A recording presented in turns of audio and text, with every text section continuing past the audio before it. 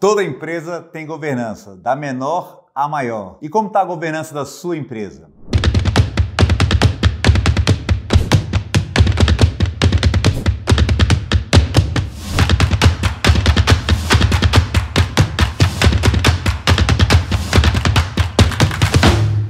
Meu nome é Rodolfo Martins, tenho 48 anos, tenho 2 filhas e um filho. Sou pai, sou filho, sou esposo e trabalho há 25 anos com gestão empresarial.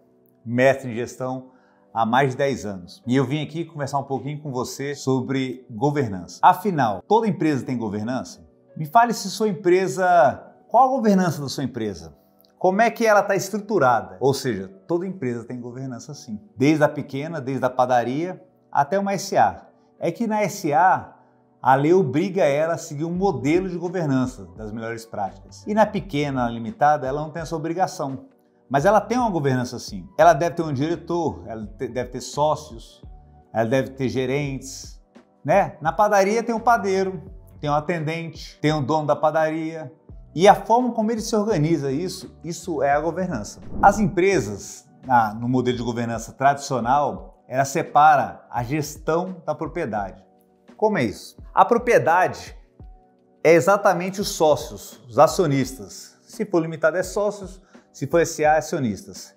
Então, acima disso é propriedade, abaixo disso é gestão. E aí, por que separar isso? Vou dar um exemplo. Eu dava assessoria para uma empresa na área de saúde que tinham 10 sócios médicos. E aí, 3 deles eram diretores. Um era diretor-presidente, um administrativo e um financeiro. Aí tinha um cara da limpeza, limpava a sala e botava lá de lixo no lado esquerdo, aqui nesse cantinho assim. E aí passava um diretor de operações e falava, essa lixeira não é aqui, ela tem que ficar aqui. E o que acontecia? O cara pegava a lixeira, botava aqui. Logo após passava o diretor financeiro e falava, o que essa lixeira está fazendo aqui? Ela não tem que estar aqui, ela tem que estar aqui. E o funcionário pegava essa lixeira e botava para cá. Aí passava outro sócio que nem diretor era, mas trabalhava na empresa e falava, gente, essa lixeira está errada, não é aqui, é do outro lado. Para quem esse funcionário trabalhava? Quem era o gestor direto dele? Então a governança vem tirar exatamente isso. Quando eu estou com o chapéu de dono, eu falo nas instâncias superiores, na assembleia. Quando eu estou com o papel de diretor, eu falo nas inferiores. Porém, mesmo sendo diretor financeiro, eu não posso ficar dando pitaco nas operações. A função dessa é do diretor de operações, tá? Então a governança vem fazer isso. Imagina você uma padaria, 10 funcionários. Vamos trazer para a gente mais perto assim. 10 funcionários numa padaria, eu tenho um padeiro, eu tenho um atendente, eu tenho o caixa, eu tenho um dono. Aí o supervisor de caixa fala assim, padeiro, tá na hora de fazer pão. O atendente fala pro cara da limpeza, tá na hora de limpar aqui. Quem vai coordenar essa equipe? Então, a governança ela vem dar sentido a funções de cada um dentro desse corpo. Peraí, eu vou continuar, mas antes de continuar, dá um clique aí, um joinha e se inscreva no canal. Afinal, eu tô aqui por você, me ajuda aí. Na governança, a gente tem algumas coisas importantes nela, tá? Se você tem sócio, você tem que ter um negócio chamado acordo intersócios. O acordo intersócio é importantíssimo. Se você não tem sócio, você pode ir direto para o regimento interno e para o código de conduta e ética da sua empresa. Vou dar outro exemplo. Para que eu tenho a governança? Imagine que você tem um sócio que botou dinheiro na sua empresa e a troca foi ele, eu ponho dinheiro e você trabalha.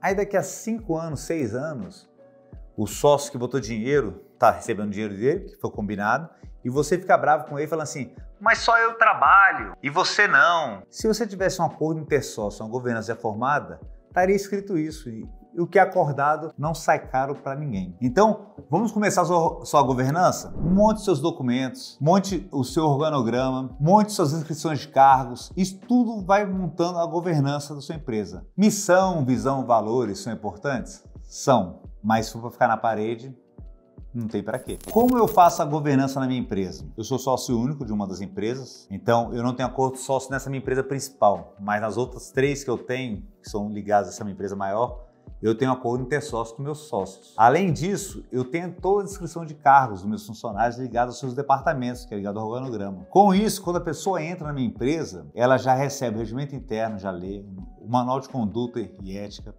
e a descrição de cargo dela, ou seja, ela sabe o que fazer, o que tem que fazer em cada ação. Se você não começou a preparar esses assuntos, fica difícil que sua empresa possa crescer. Porque o que limita hoje a gente a crescer é falta de mão. Quando um sócio é pequeno, é difícil ele crescer sozinho. E se ele não delegar, ele não vai conseguir. Por isso, dessa forma, é importante que você faça a inscrição para cada um entender o seu trabalho e delegar. Aquele que não delega não cresce.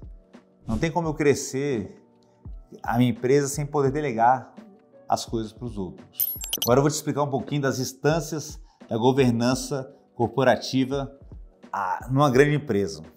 E aí a gente depois vai adequando isso à pequena empresa. Na grande empresa, a governança é composta por Assembleia dos Sócios, está lá em cima, que cuida exatamente da propriedade. A gente tem um Conselho de Administração, que são representantes dos sócios. Na Assembleia dos Sócios, o que vale é a ação. Ou seja, se eu tenho 70% das ações e você tem 30%, eu tenho mais poder que você na Assembleia dos Sócios. Essa Assembleia indica o Conselho de Administração. Esse Conselho de Administração é quem vai olhar para a estratégia, olhar a longo prazo a empresa. Então, quando são só 2 sócios, fica fácil eu ter um Conselho de Administração, repetir a Assembleia. Às vezes nem precisa de Conselho de Administração, pode ser Assembleia direto para a diretoria. Mas se vamos dizer que somos 10 sócios, não tem como ficar tomando decisões com os 10 sócios. Então, eu escolho uns 2, 3 sócios para ir para o conselho, e é por votação, é uma sugestão. E eu escolho alguns conselheiros independentes ou conselheiros externos. Qual a diferença do conselheiro externo e do independente? O conselheiro externo é alguém que tem algum vínculo com a empresa de alguma forma. Pode ser um fornecedor, pode ser um amigo de um sócio, pode ser um parente. Ele é externo, mas ele teve algum vínculo com a empresa. O independente é aquele que é contratado, ele não tem vínculo nenhum com a empresa. Tá? Hoje em dia tem vários conselheiros independentes certificados pelo IBGC, pelo Instituto Brasileiro de Governança Corporativa, e você pode contratar eles. Mas para que contratar um conselheiro independente? Porque o conselheiro independente não tem viés. Né? Imagina eu tenho 70% das cotas, eu tenho mais 10 sócios e cada um deles tem 3%, você não acha que vai estar tudo viável a mim, com 70%? Então a ideia, se eu tiver 5 cadeiras num conselho de administração, que a ideia é que seja um número ímpar, para não ter problema de voto, de ficar 2 para um lado, 2 para o outro, ou 6 para um lado, 6 para o outro, eu vou ter mais poder de botar mais cadeiras. Quando eu ponho independentes, ficam algumas cadeiras que eu não tenho como pôr isso. Então é importante que você defina o modelo dessa governança. Como é que vai ser a escolha do conselho? Porque no conselho não tem participação. No conselho, cada um é um voto. Então, se eu tenho 5 conselheiros, são 5 votos. Nas SAs, o conselho de administração, ele põe o CPF na reta. O que é isso? O conselho tem o dever fiduciário perante a empresa. Mas o que é o poder fiduciário? Ou seja, no caso da Americanas, da Enron, lá que teve, que a empresa quebrou, os conselheiros, se eles agirem de má fé, o CPF deles entra na reta e eles respondem judicialmente sobre o que aconteceu. Tá? Então, o dele está na reta. Quando é o conselho consultivo, que depois eu vou explicar, é diferente. Passou o conselho, então eu tenho assembleia, conselho de administração. Abaixo do conselho de administração eu tenho diretoria. Então, quem escolhe os diretores é o conselho de administração. Na verdade, o conselho de administração escolhe o diretor-presidente apenas. E aí depende da regra de cada governança. Costuma ser que o diretor-presidente escolhe os seus diretores e passa para a aprovação do conselho só.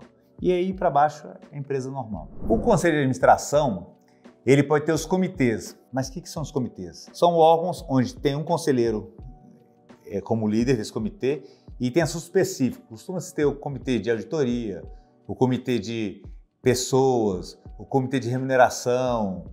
Então, são comitês para assuntos específicos que o conselho tem que tratar. Porque imagina, um conselho de administração se reúne uma vez por mês, na maioria das vezes. Imagina se ele for tratar de estratégia lá e esmiuçar. Não tem tempo. Então, vai-se para um comitê onde um conselheiro analisa os dados e já traz um parecer para o conselho aprovar ou não aprovar ou discutir mais aprofundado. Ligado ao conselho também a gente tem a auditoria externa. A auditoria externa não é ligado à diretoria, e sim ao conselho de administração. Por quê? Porque imagina uma coisa, a diretoria que executa, o conselho planeja, estrutura e a diretoria executa. Imagina se ela contrata a auditoria que vai fiscalizar ela. Não faz sentido. Então quem escolhe a auditoria externa é o conselho, para exatamente ver se a diretoria está fazendo coisa certa. E quem escolhe o conselho fiscal é a assembleia, para ver se o conselho está indo certo e se a diretoria está indo certo. Então a instância superior que vai escolher quem vai fiscalizar o de baixo, que são os órgãos de controle. E o diretor, a diretoria costuma ter a auditoria interna, que vai fiscalizar os órgãos dentro da empresa. Terminou a governança, as instâncias? Não. A gente pode ter outras instâncias, mas isso é uma instância básica para um SA. Mas minha empresa não é SA, Rodolfo. Então, para que isso? Pode ser mais simples. Exemplo, na minha, eu não tenho assembleia de sócios, já que eu sou único, e eu não tenho diretoria, porque eu assumo diretoria, porque minha empresa é uma empresa pequena. Eu tenho 6 funcionários apenas.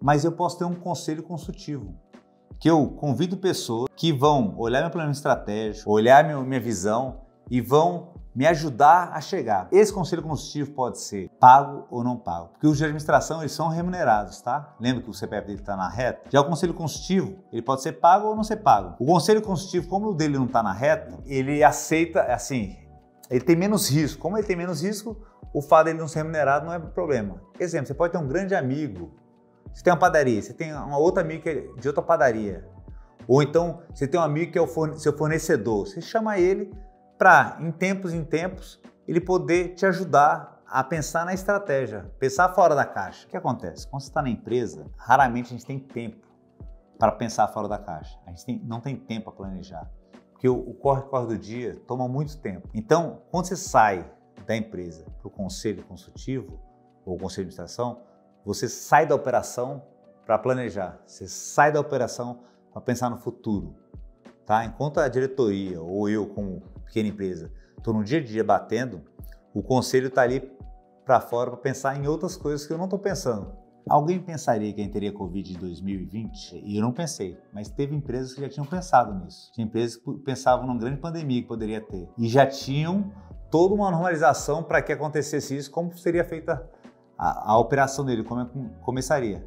Mas vamos dizer que tem milhões de empresas no Brasil. Quantas estavam preparadas? 5, 10, 20? Então, não se esqueça de se inscrever no nosso canal, não se esqueça de dar o likezinho aí, o joinha, tá? Me mande perguntas, eu gosto de responder as perguntas de vocês. Se a pergunta for muito boa, eu trago ela para cá, para dentro do vídeo, para a gente poder distribuir e explicar melhor para você. Obrigado e até a próxima.